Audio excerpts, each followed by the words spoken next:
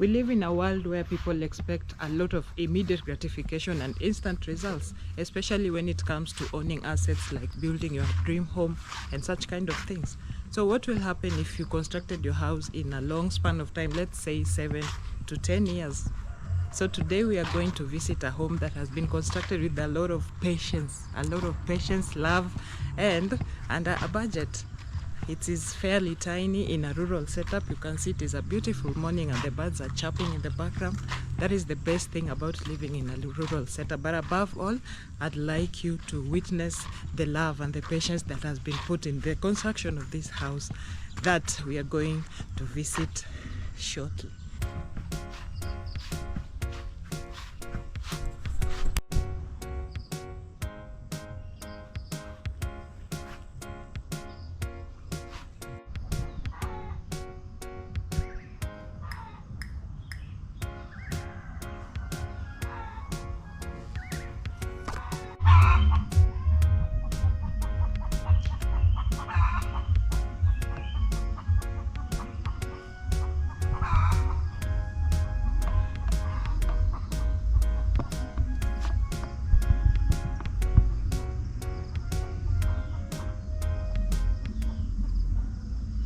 And so this is the general overview of this home that we are visiting today. The house on the extreme right is the one that I have been talking about. It has been constructed over a period of close to 7 to 10 years. And the blue one, this blue smaller one that you've seen on the left is what we call in Luo Simba. So Simba is a house that belongs to the sun. So it is constructed in a particular fashion, especially if you're visiting a traditional Luo home, but this is not a typical traditional setup of the Luo. So let us just explore together. And I'd like to mention that there are many advantages to constructing a dream home in a rural setup like this one. This is sort of a semi-rural setup because I know that for once you get better bargains in comparison to when you're constructing something in the city. Aside from that, in some cases, you can use second-hand or you can reuse construction materials, which means that you'll be cutting down on costs. And then I also know that you can also make agreement with the fundi. Like in this case, the owner of this home has been working with a particular fundi ever since the inception of this homestead. So you can make long-term agreements with the fundi, especially if you plan to be constructing your house over a period of time and probably you do not have all the money at once. So you can agree that you pay the fundi, let's say every month end, because after all, most of the time you find that these fundis come from within the same area. So those are some of the advantages that I'd like to mention even as we explore this compound. You notice that it is very beautiful. Most of the manicuring has been done by the family members. So that is another difference where you find that you can actually use home labor. You do not have to hire people, like in this case, maybe landscapers who come to work on your compound at a cost. So over time, you find that even the sons in the home are able to undertake landscaping activities. Well, a lot of talking. Let's come with me so that we can get to see this beautiful house.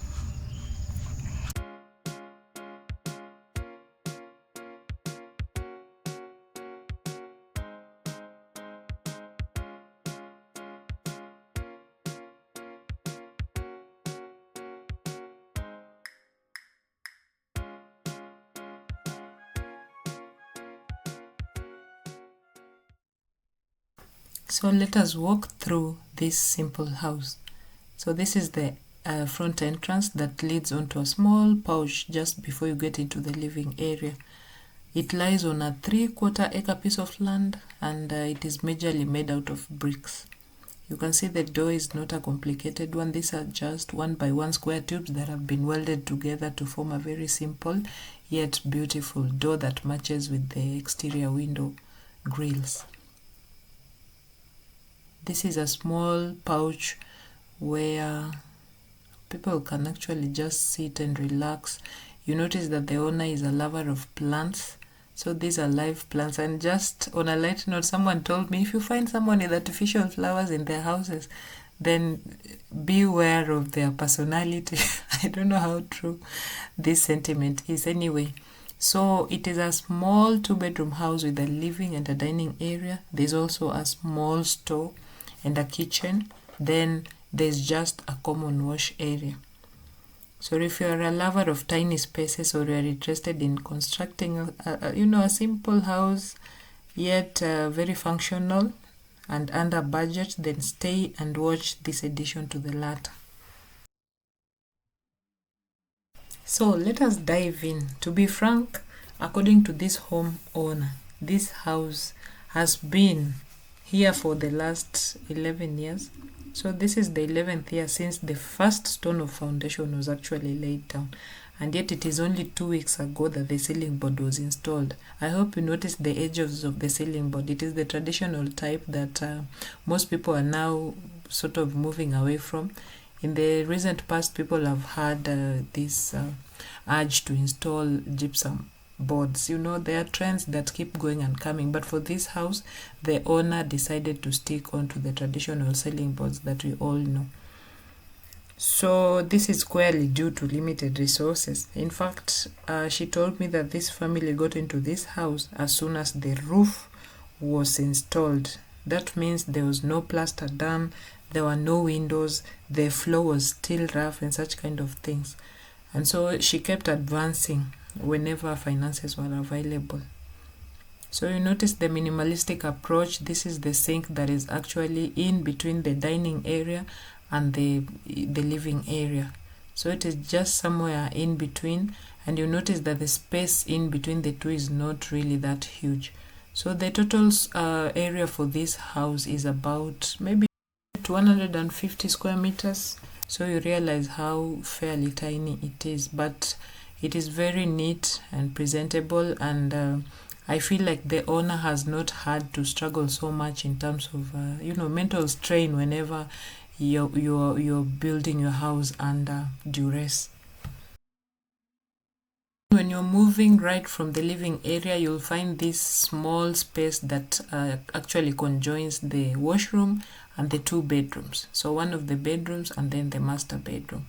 Then there is also a small sink right here. You notice that this is actually just the door that is in between the 2 rooms. So that is it. There's no corridor. And this was majorly to cut down on funds, because the bigger the house, the more the utilities that you need to use.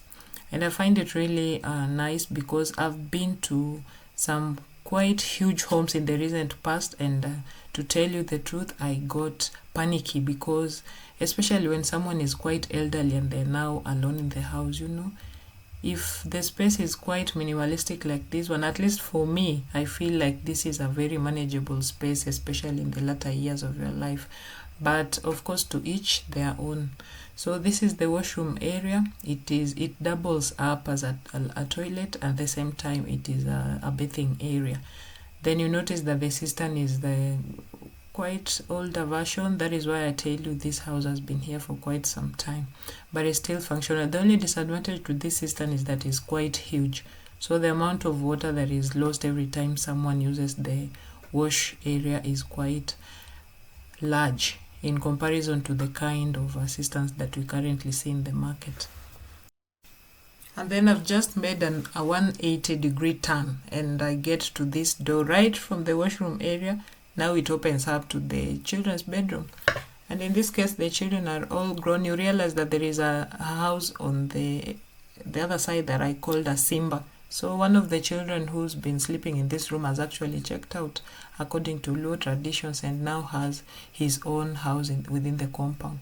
So that is what used to be the children's bedroom, and then now this one is the master bedroom. Very simple. It has 2 fairly large windows that allow light in, especially when the curtains are fully opened, and that is just it. And in the spirit of gradual construction of your dream house, you notice that this ceiling board has just been installed. It is barely 2 weeks old, and this gives you a rough estimate of what sizes these bedrooms are, because you know that the ceiling board usually comes in 4x8. So if 2 pieces of 4x8 fit in one of the rooms, then that gives you a rough idea of how big the rooms are. Then lastly, we'll walk into the kitchen. you notice that it is also a very straightforward, functional and tiny kitchen. There are cabinets over here. There is a sink that has a small space that has been reserved for a cooker. And then of course there's that ceiling board. There's a small window to this edge, quite more cabinets for storage. And right under the sink area, you notice that there is quite a good space for storage. Though the cabinets have not yet been installed, but in the meantime, this is very functional.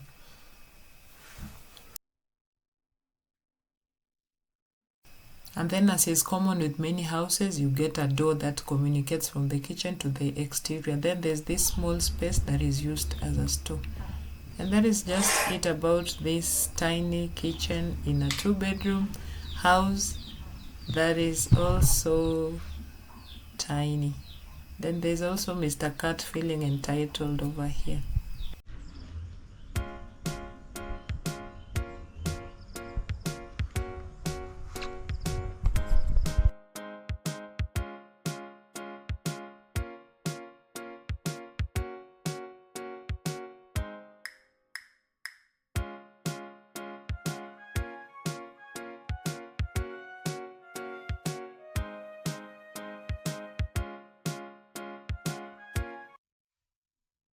And then right here we get into the Simba.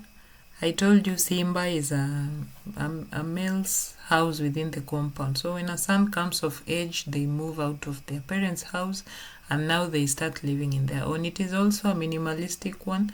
You notice that is just very functional for a boy of this age. And I feel like this home has truly lived to the fact that you can actually live in a very sustainable way in a house that reflects a low impact and mindful way of living. This house is not just bricks and mortar. It is a symbol of patience, resilience, and the beauty of building a life at your own pace. In a fast-moving world where buildings and constructions do not last even more than a month, it is possible that you can learn from this story and plan to build your home with intention and thereby avoiding debt. Patience is a beauty in this process. You can address each stage whenever you're ready. This leads to, of course, less stress and better decision making. And also in a rural setup, of course, you get a better bargain. There is peace, there's also connection to nature, and of course fewer restrictions when you're starting your construction journey. If you've loved this video, I'd like that you share your sentiments with me in the comment section.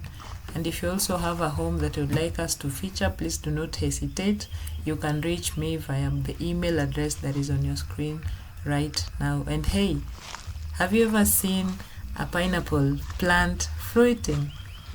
If not, here is your chance to see one that has been here for the past 4 years. 4 years, and now it has just produced fruit, a fruit of patience.